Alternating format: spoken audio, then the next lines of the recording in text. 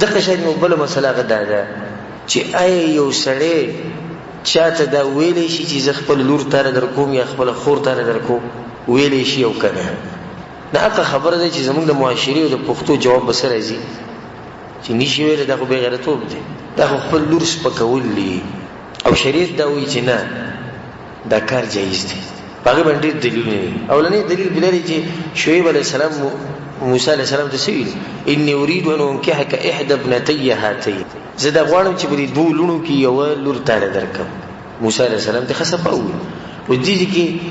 زمونږ به څه او پښتو به زمونږ څه او غیرت به زمونږ څه. د شعیب علیه السلام د غیرت په مخ کې موږ د هغه په مخ کې څه یو؟ هېڅ نه. هغه خپله لور یو سړي ته ووایه، سړي ګوره لا څه ویلي نه دي، او هغه ته ووایه ځان د موسی علیه السلام ته وي موسی د دوو کې د یوه جنۍ در کومه. دا به یو دلیل دی. بل دلیل پیدا دی چې عبدالله بن عمر رضی الله عنه حدیث دی، ان عمر بن الخطاب رضی الله عنه حين تأيمت حفصه، وی کله چې زما خور حفصه رضی الله عنها خاون مړ شو، وکانه من اصحاب رسول الله صلی الله علیه وسلم، او دغه د خاون چې دا یو نیک انسان د رسول الله په مرګرو کې ناغه په مدینه کې مړ شو. نو عمر بن خطاب چې کله د خپل لور دی حالات ته وګوري چې دا غریب په کور کې دغه شان ناشته او له سوک راغلی نه دی، هغه چې اتیت عثمان بن عفان رضی الله عنه، ویزب عثمان بن عفان بس عمر بن خطاب خپل دا قصه کوي، وی ما ته چې زما لور د حفصه نومې دی او زه تعالی درکول غواړم دا جنې. دته عثمان بن عفان نیک انسان ښکاره شو، نو دا خبره وته کنه هغه ته چې انظر فی امری، زه سید مال لکټه مرکه زو به سوچ وکړ. فلبثت ليالي وبي شو شپې تیرې شوې، بیا ما سره ملاو شو، وی ما ته وی چې خپنه شي خلکه زما اراده نشته واده ته. ما چې سید قال عمر فلقيت ابا بکر، عمر بن خطاب چې بیا زه یو ورځ دوه بعد د ابو بکر صدیق رضی الله سره ملاو شو، وی ما ته چې ان شئت زوجتك حفصه رضی الله عنها، کته غواړم چې خپل لور تعالی درکمه کې ته یو نیک انسان. نه ابو بکر صدیق رضی الله عنه غلی شو، هیڅ جواب ورنکو. عمر بن خطاب دغه ټینګ کې دوی وی د عثمان بن عفان په خبره باندې زه خپه شوی نو، خو ابو بکر صدیق په خبره باندې زه خپه شوم، ځکه چې سره نه په هغه جواب راکو نه په نه کې راکو. به اوسو شپې تیرې شو، زه دغه سوچ کوم چې خطبها رسول الله صلی الله علیه وسلم، رسول الله صلی الله علیه وسلم راغی وټکو، یا رسول الله صلی الله علیه وسلم خدمت دار کې دا جنې ته موږ لراکې. د دې بل غټه د خوشحالي موقع نه و، هغه لري خپل لور ورکړه او واده وشو. بیا څورځي بعد زه د ابوبکر صدیق سره ملاو شوم، ما ته وی چې تکه په اورس خپه شې په کوم ورځ چې تا ما ته خپل لور خبرو کړو، ما ته نه کې جواب درنکو. یو ما ته چې نه دې کوم شک نشي زه خپه شې. وی ابوبکر صدیق وی چې ما چې تل دا جواب درنکو د دې دلاسه چې ورځ رسول صلی الله علیه وسلم استاد لور باس کړو، جواب مخ کې کړه، یعنی اشاره ته دې خبره کړو چې د لور کوي سره وګواړي. نو ما نه غوښته چې د رسول صلی الله علیه وسلم د پټه خبره ښکارا کوم او انتظار کوم، کته ته ما نه ویلې نو هم کارونه دوه کې دي چې رسول الله صلی الله علیه وسلم غوښتل، او کما ته ها ویلې نو کې دي چې رسول الله صلی الله علیه وسلم راغلی غوښته او ما هغه زما مخکې اشاره ده خبره کړې او ما وغوښتل دا خو ما غلط کار کړی. نور زما زړه وو ځکه خو ما نه ونی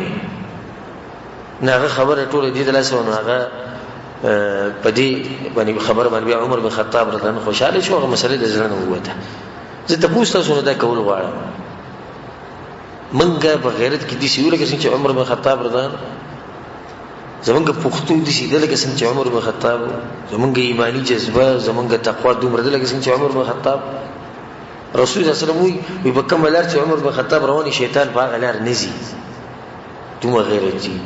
دومره دیندار، دومره ایمانی شخصیت، هغه خپل لور یو سړی ته وځي تعالی درکو او مونږ نه شو ویل. نه مونږ په دې انتظار اکثر اوقاتو کې دي چې کیږي چې ولک ګورې دې سړی خوښ شي، لکه کله چې دغه علم ویني، دغه دینداری ویني، دغه تقوا ویني، دغه خپل اخلاق ویني، دغه د خلکو سره د منډه ویني، نو په ځل کې دا خبر راشي چې یاره دې لکه چې زما د لور وخت یا زما د خور وخت نو خبر خو وي وته نه نبی دې یو شی راشي کور ته یو دې هلک راشي چې هغه نه دیندار او نه پکې دنیوي ښه صفات او بیا دې مجبور نه کنه ورکی ور بیا هغه جنې کور کې پاتې کی هغه جنې هغه له ورکی هغه جنې چې دنیا او آخرت دواړه تباہ کی ځکه چې دیندار هلک له چې جنې ورکی کنه دا جنې بی دیني دا جنې ګوره دیندار کیږي د دیندار هلک سره او چې کله هلک بی دیني نو ګوره دیندار جنې بی دینه کوي او ډېر کم دي چې یو هغه ډېر تکړه ښځه یو ډېر تکړه جنې چې کوشش دا وکړي چې خپل خاوند حق ته راوړي والله د هغې په داسې هدایت ورګوي خاوند له داسې جنکۍ ډېرې کمې او زموږ په معاشره کې ډېرې کمې ځکه زموږ په معاشره کې موږ وایو ښځه به سړي ته نصیحت کوي دا موږ لکه یو عیب ګڼو یو سپکوالی ګڼو چې کله ښځه خاوند ته وایي لمونځ کوه نو دی ورته داسې وګوري او د بریتونه به وینې څاڅي وایي ته بیا ووایه څه لمونځ کوه ته به ماته ښایي چې لمونځ کوه ما ته پته ده څه ټایمه لمونځ کوم نن نه بعد که دې ما ته دا خبرې وکړي نو خیر به دی هغه غریب وي هغه شي کېدای شي په نورو معاشرو کې داسې وي چې لکه د عربو معاشره ده عربو معاشره کې زنانه چې خاوند ته نصیحت وکړي خاوند به خوشحالي او د هغې د تندې ښه ښکل کړي چې دا خو ما ډېره مینه ده چې ما د آخرت ته اور نه لرې کوي او زموږ په معاشره کې ډېر داسې دي او لږ به خلک به داسې الا من رحم الله چې هغه به په دې خبر باندې خوشحالي نو خبره ما دې پورې کولی چې د سړي په زړه کې او ویلی نه شي د غیرت او د پښتو د لاسه بیا هغه جنې بل چا ته واده شي او کور یې وران شي نو که تا ته یو هلک ستا خوښ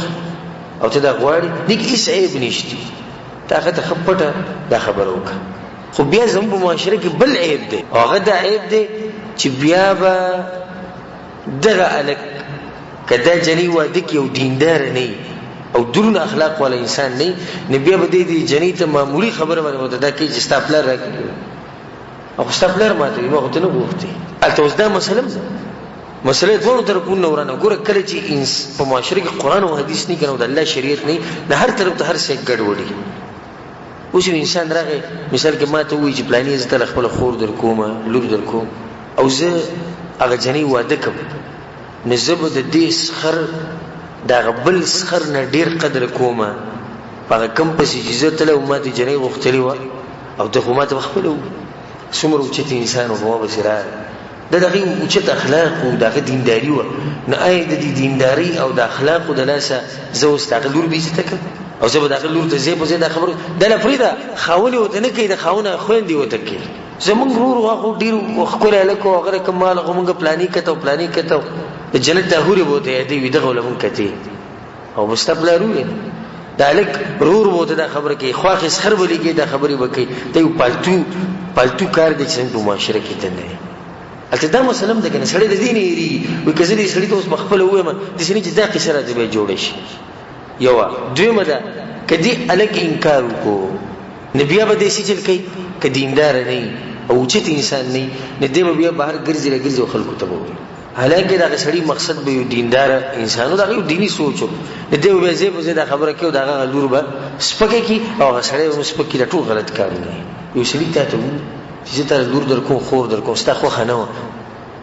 الله دې ستا عزت وکړي زه ستاسو اوچت اخلاق و خو نه ډېر ټایم کې زما یو واده شتي یا زما له واده ته زړه نشتي داسې قسمه عذر وګوره او دا خبره په دقه ځای وشو او ختمه شو بس او که واده دې کړه بالفرض دغه جنۍ نو دا جنۍ هم د دې نه مه خبره وه چې ستا پلار ما ته دا ویلي دي د جنۍ دې مه خبره وه دې ته اوچت اخلاق وایي بلکې کله چې هغه ته ووایي چې تاله دا خپله لور در کوم خور در کوم بیا خو به لازم ته د هغه کور ته ځې که نه غوښتو لپاره